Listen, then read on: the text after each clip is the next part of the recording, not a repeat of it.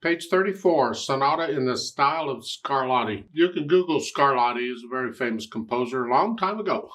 In this lesson, they're introducing you to the arpeggio for A major. Now, if you've been doing the scales and arpeggio like I've been asking you to, you've already run across this. But on the arpeggios, the tremolo exercise will actually do you the most good. And the accents and the wrist and all that stuff. Because if you can play the arpeggios and the scales, when you get things like this, you just play it. More or less. It has some tricky things going on in it, some hand moves we got to deal with, but as far as all these eighth notes going down or up or all over, yeah, those are just arpeggios. So let's look it over. It's about a page and a half long. Treble, bass, clef, 3 sharps in the key signature. We already know it's in A major, so do the scales and arpeggios for A major and F sharp minor. 3/4 time, right hand first. This first measure is just an arpeggio. The notes are written here. That is, but it has an 8 VA above it. So the first 2 lines, instead of here, you're up here. And I'll do the grace note later.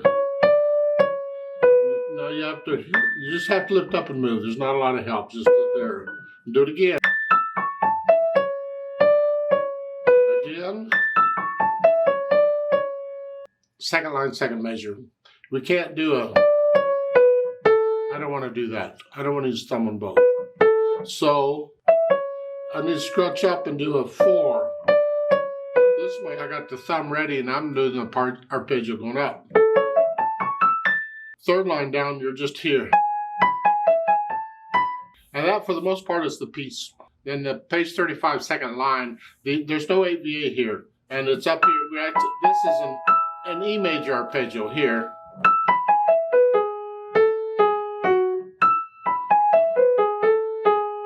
But again, in the third line, second measure, scrunch up and use 4. Because you got a thumb here. Left hand, let's see, broken chord, reached it. Now, I don't like doing this 5-3-1. No. If you're going to do this over and over like they're doing, then instead of this fingering, stretch out and use the extended fingering, this. That way you've got them all in one hand position. There's 3.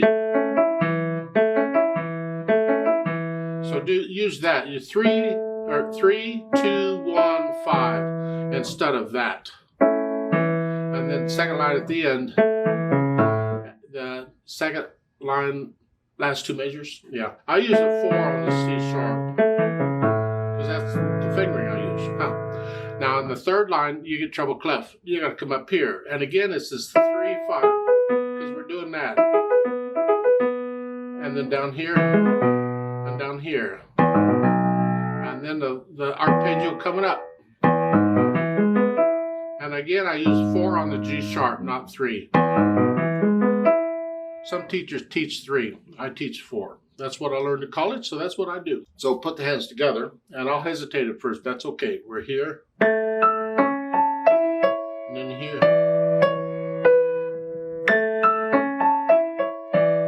You get the idea. Third line down, we're up here. The third finger. Yeah. Third line, second measure. Here. When I play the G sharp, the left hand comes up.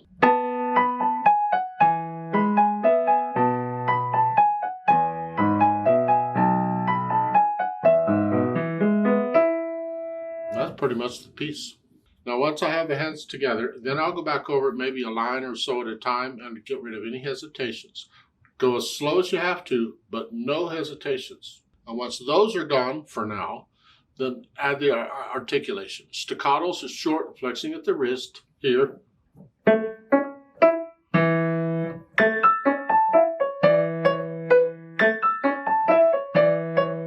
So, and the little grace note is just a quick note. I play it on the beat. Some people play it before the beat, but I do it on the beat.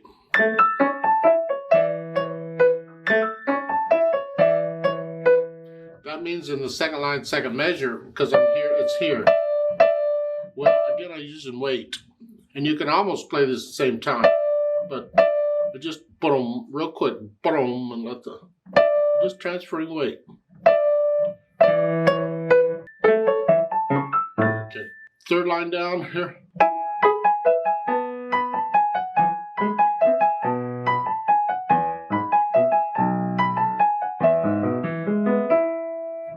And that's basically the articulation.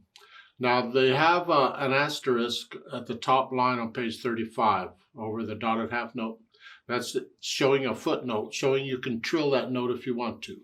You start on the upper note here and then do it. And do it rhythmically. 1 ienda, 2 ienda. And at the bottom of page 35, there's another asterisk to show you another footnote. You can trill those if you want. I reckon you can do 2, 3, 3, 1, however you want to do it. There's even a fingering where you can go 3, 1, 4, 2. Here. It's a little trickier, and it takes a while to learn it.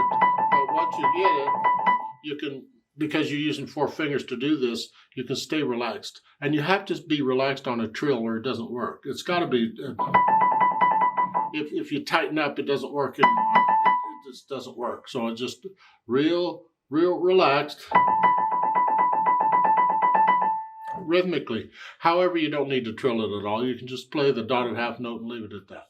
Now once I do the articulation, then I add the dynamics. MF at the beginning. This is going to be whichever hand has the 8th notes. So this is moderately loud, very soft, moderately loud. You get the idea. Left hand soft. In the background, third line down, soft, very soft. And you're going to go up to loud, but don't get loud until the last 2 measures on page 35, the first line. You're loud there. So we have like 6 measures or so to go from very soft to loud. If you don't plan it out, you'll be loud by the 2nd measure.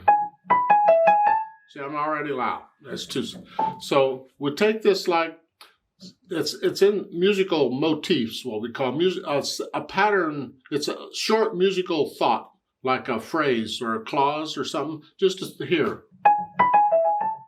That's just a little thought. I'll take that as 1 unit, all the same.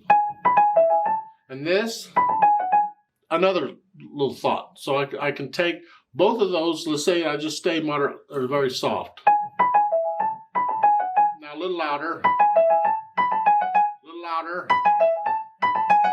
and then I'm loud. So each of those, it's like every couple of measures I went up just a little bit. Or if you'd like, you do it every measure, you go up just a little bit, but make sure it's a little bit or you'll be loud too soon.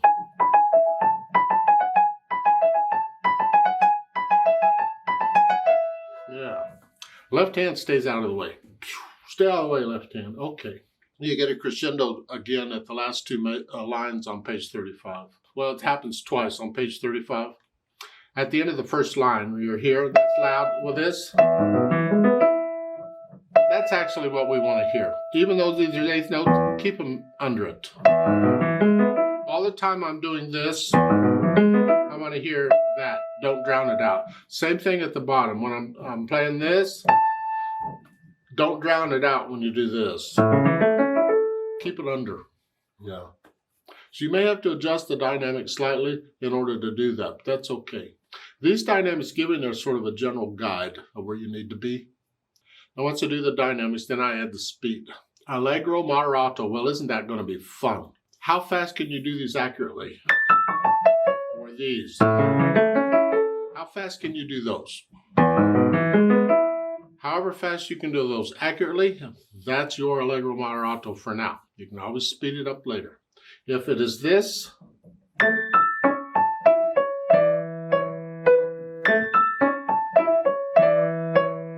if that is your, how fast you can do the arpeggio, close enough for now. Don't go faster than that. Now it is repeated. So the end of the first line on page 35 sends you back to the beginning, and then the page 35, the last 4 lines are surrounded by it. So the thing is twice as long as it looks, but that's all right. You can deal with that, right? I think.